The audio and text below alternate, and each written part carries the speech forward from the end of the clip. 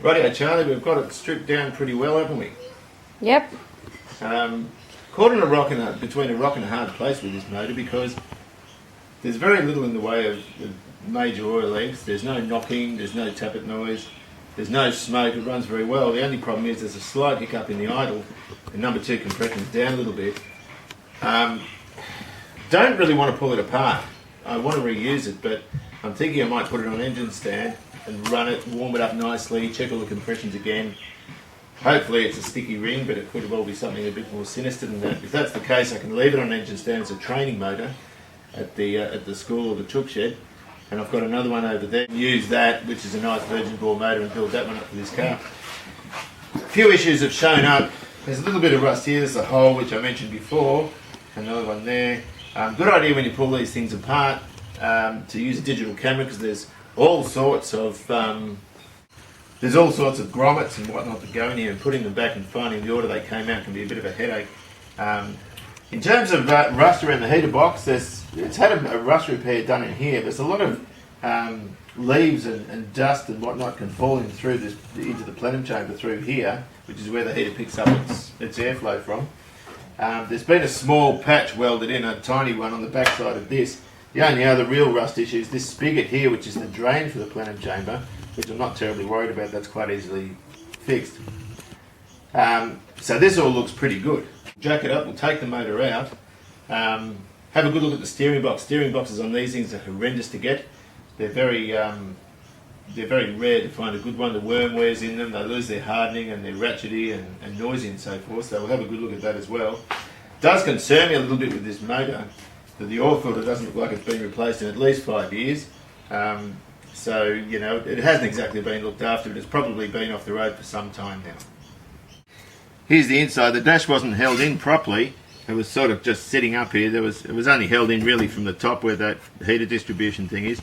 There's the patch I was talking about, only a small one. The rest of the metalwork in here is actually brilliant. The other advantage with this car over the Mark 1 is the wiring loom's actually plastic, which is great. A lot of the earlier cars had a fabric coated plastic, which tends to rot, and you end up changing a lot of it. Floor in the front's the same as in the passenger side. It's in good condition. That's nice and a pleasant thing to find. And this also needs to be all fixed up here. As we said before, the quadrant's not good. Lots of bits and pieces like this from old stereos that can all come off, but generally it's pretty good. I made 2 of these engine stands. One's at work, and this one of course we use here. This is a 390, well it's a 30, now over 390, so it's 396 Ford big block. Sits on a cradle, 250 kilo casters all around it, so it's nice and easy to move around. Battery tray obviously can be put up the front or up the back. There's another one for the fuel tank. It uses a boat type fuel tank. Have a dashboard over here. I like old school stuff. This is all auto meter. Basically you can turn the fan on, the coil power. You can leave your coil power off if you want to crank the motor over and check compressions, and of course fuel pump, which is redundant on this because it's got a mechanical one. Isolator can go up. It's loosely based on an American product I saw, which is around $2,500 here, and it wasn't really practical to do that. That's a bad look, isn't it? So basically, all these outriggers can be moved forward and backwards, and so can these to stand. So I've got another set which will suit the Wolseley motor. You can put a gearbox on the back and whatnot. So I intend to stick that on one of these. Check it out. I haven't finished this one yet. The radiator still has to be mounted. This is a little bit overkill here with the 2 fuel filters, but I haven't been able to source an element for this one. And the good thing about these ones being translucent is you can see what's going on in terms of fuel activity, oil pressure gauge, temperature sender and all the rest of it. So I'll finish this off, I'll run this motor and I'll also put that on and check how that's running as well. The spare Blue Streak 6 motor, this one's a virgin bore, it's been honed. I did this a while ago for another project and never end up using it. This will be great for the Wolseley if the other engine doesn't turn out to be as good as what I hope it is. As you can see, it's been all honed in absolutely fantastic condition.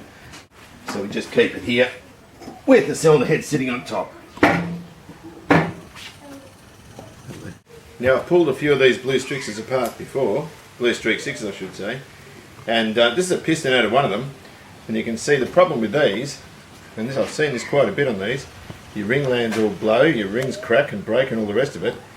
Now this engine ran reasonably well but blew a lot of smoke obviously, and I'm always a bit worried when you pull them apart that this is the sort of thing we're going to find. I've got my daughter with me today.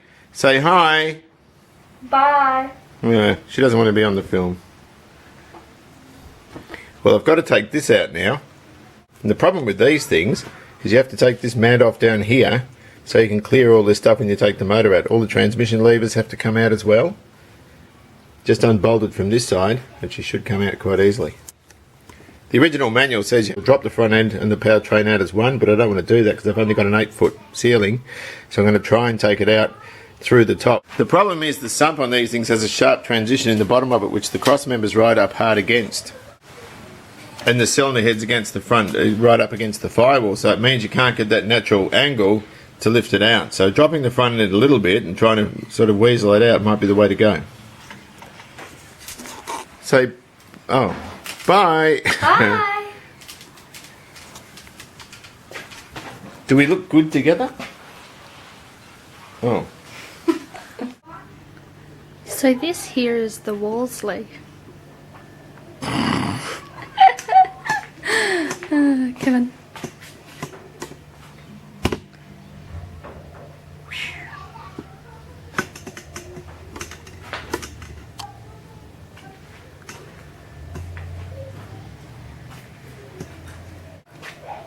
Hey!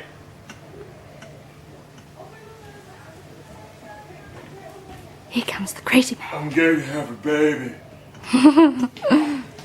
How are you, Missy? Good. I can see you in this car, mate. When you're That's on. funny because I can't. I can see you cruising the streets in a Wally. What do you reckon? No. I'll take you to the chook shed. You can meet the fellas there. They'll love it. No thanks. Let me go and tell you. I've got to talk to your mum for 2 secs. Just give me a second. Alright, we'll start unbolting stuff. It's not going to be interesting for you right now, or at least any time soon, because I've got to get under and take the cross member off, and that's a laborious pain in the neck. But we'll take, once we get the cross member out and I can drop the transmission and take the mounts off, then we can lift it out. Then I want to take it off and give it a bath. Yeah. Give it a bath, make it all nice and clean. So, you can turn it off if you want. So, here comes the bit that I don't want to do.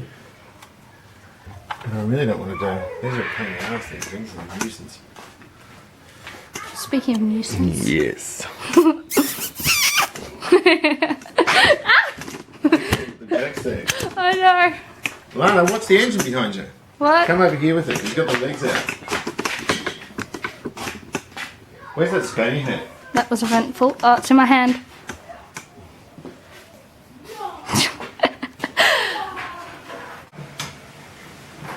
By turning the steering one way or the other lets you get access to these front mount bolts. They sit on a ledge on the cross member. It's sort of held on by sort of pedestals.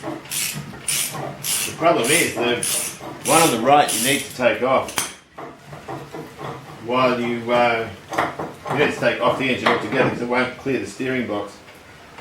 So your left one's all undone now, and the motor's just sitting there. The transmission's unbolted and supported by this jack. So there's just these two rear ones and this front one here, and might try and lift the engine and get access to the mount bolts and take them off the motor that way. So we're ready to lift it out. You can see here I've used rope. You should never use rope. You should always use chain, but I've got rope and I'm being a bit silly doing that, I suppose. All the ancillaries are removed. I've clamped off the fuel. Doesn't matter if you cut this stuff because you're always going to put new fuel line on. But that's just got a brake hose clamp on it. So ready to go there. Over this side, again, dipsticks removed. Probably should take that out.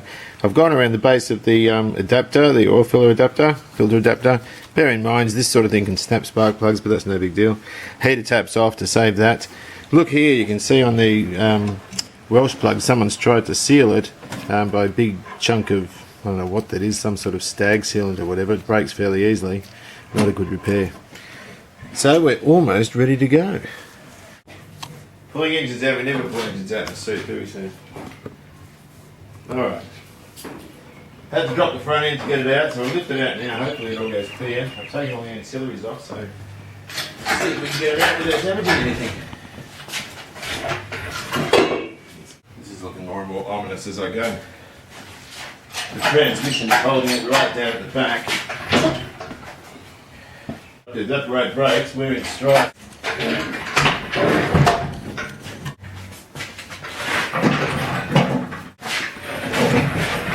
We're awfully high. I'm not worried about that, I can fix that when I paint. Right. We'll just drop him down a bit.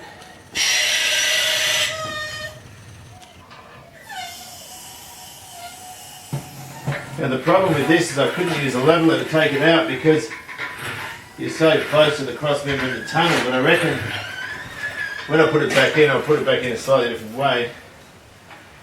But there she is. So with the motor out, all we've really got to do is give it a good clean up. You can see the years, I mean this probably has never had an engine done on it, the years of grime that are there. This is actually quite therapeutic doing this sort of thing, I reckon. But look at it, it's a good half-inch thick. So it's just a matter of cleaning up all of this sort of stuff, getting it ready for paint, or making the repairs that we have to, getting it ready for paint. Maybe drop the front end out and put new bushes through. Just have to see what's there and what needs doing. Certainly there's enough here with cleaning up rust, and there's a couple of holes, and of course all this as well. I might take the steering box out and give it a look over. They're very hard to get, and it'd be nice to know that it's good to use. So next week we'll take the engine off and we'll take the engine to the steam cleaners, give it a bath, and I'll upload another video. See you later.